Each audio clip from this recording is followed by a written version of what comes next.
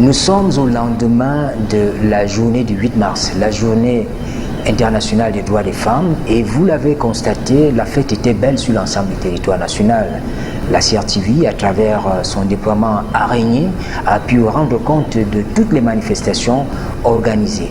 Et au lendemain de cette commémoration, nous nous retrouvons à Kribi pour évaluer un peu l'organisation de cette fête. Et en face de nous, le premier adjoint au maire de la ville.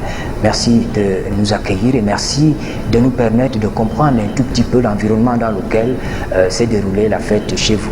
Nous savons que nous sortons d'une longue trêve qui nous a été imposée par la Covid-19.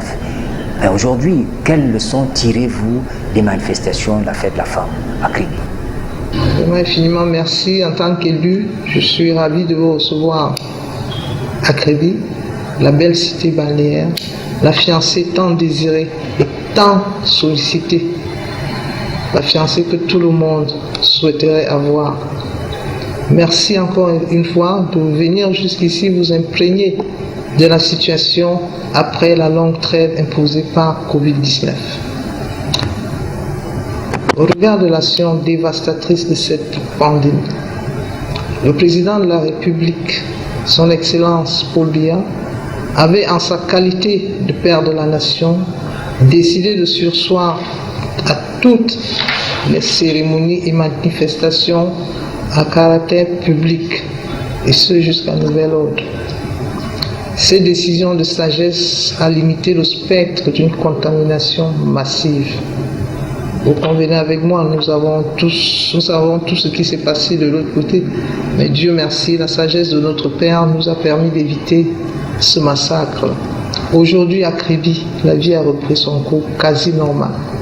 Les cérémonies et réjouissances massives, regroupements et autres sont de nouveau d'actualité. Nous respectons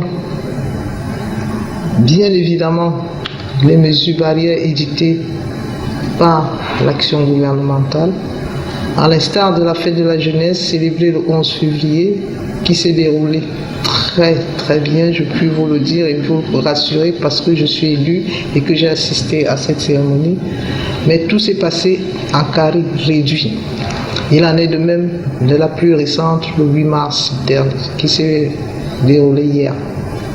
À l'occasion de la 37e fête de la femme, disons-le comme ça, vous avez associé à la réflexion d'ensemble une activité, la remise des dons aux femmes démunies, aux femmes qui entreprennent des activités génératrices de revenus. La question, est-ce que c'était une action ponctuelle ou alors c'est une démarche qui s'inscrit dans la durée? Vous conviendrez avec moi que toute belle et bonne action mérite d'être copiée.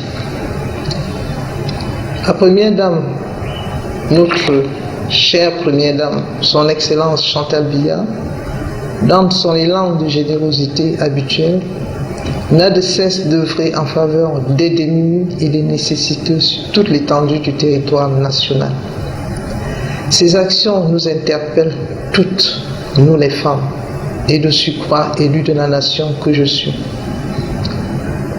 Monsieur le journaliste, nous prenons fonction le 6 mars 2020.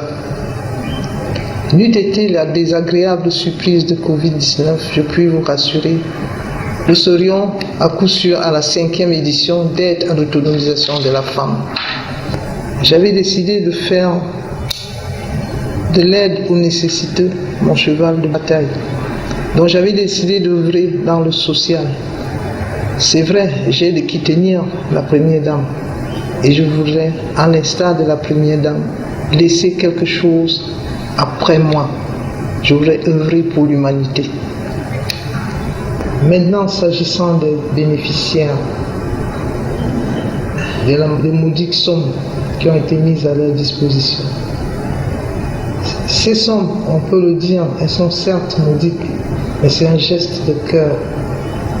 J'aurais pu décider de le faire à très peu de personnes, mais j'ai voulu élargir ça à un nombre beaucoup plus important pour que chacune, dans son milieu, puisse œuvrer à entretenir les siens, afin de mieux s'occuper de sa famille et a donné un peu de joie autour d'elle. Parce que oui, M. Sévérin Ali Gambélé, il y a des femmes dans Kribi qui vivent dans la précarité. Et je suis persuadé qu'avec l'accompagnement qui leur sera octroyé, cette somme-là, si elles savent l'utiliser, dans 1 an, ce sera plus ce que nous avons vu le 5 mars. Et ce sera une fête grandiose. Alors, on sait qu'il y a eu ces dons que vous avez organisés, mais il y a eu surtout cette formation, la formation des femmes qui se démènent à développer des activités génératrices de revenus. Que dire de cette formation? Je devrais vous poser une question. Seriez-vous un bon journaliste sans formation, sans les rudiments nécessaires et essentiels du journalisme? Je crois que non. L'objectif visé ici est l'autonomisation de la femme. Cela ne peut être possible sans notion de base indispensable et essentielle en gestion de micro-projets. D'où la présence lors de la cérémonie du 5 mars dernier d'un facilitateur agréé en gestion de micro-projets. Les bénéficiaires devraient, à coup sûr, et cela va leur être imposé, s'approprier ces notions-là si elles veulent continuer si elles veulent continuer avec nous dans le processus que nous avons enclenché ce jour-là. Toutes ces activités, Madame le maire, vous en convenez, ont besoin d'un suivi, évaluation pour atteindre les objectifs établis dès le départ. Est-ce que dans le cahier des charges, vous avez pensé à ce volet? Monsieur le journaliste, je suis ravi que vous soyez à Kribi. Mais dommage que vous n'ayez pas assez de temps. Pourquoi je le dis? Parce que vous auriez sûrement rencontré des gens qui m'ont approché ou qui me connaissent. Et ils vous auraient dit que je suis quelqu'un de très rigoureux envers moi-même et je me dois de diffuser cette rigueur autour de moi. C'est dans ce cadre qu'un comité de gestion de 5 membres, 2 formateurs a été mis sur pied. Si besoin, nous solliciterons aussi les sectoriels pour nous aider dans cette charge. Parce que je puis vous assurer, ce n'est pas évident. Changer les mentalités, changer le fonctionnement d'une femme n'est pas chose facile. Mais avec l'aide du Seigneur et des gens qui nous entourent, nous y arriverons. Madame le maire, tout le monde est unanime. Le développement de la ville de Kribi est sur le bon chemin avec le port en eau profonde. Alors, face à ce processus, quel rôle, quelle place pour la femme de l'océan, la femme de Kribi? Monsieur Sévérin Ali Gambélé, je suis fille de Kribi. Kribi, c'est mon village et je suis élue ici à Kribi. Avant de rentrer dans le vif de votre question, je dis mon merci et ma déférence au président de la République, son Excellence Paul Biya, pour avoir permis l'implantation du port en eau profonde à Kribi. Les mots sont peu de choses en pareille circonstance, mais je le dis quand même. Le port en eau profonde de Kribi regorge tant à l'intérieur que tout autour d'un potentiel économique énorme pour le développement, non seulement de notre pays, mais comme nous sommes à Kribi, je peux parler de Kribi.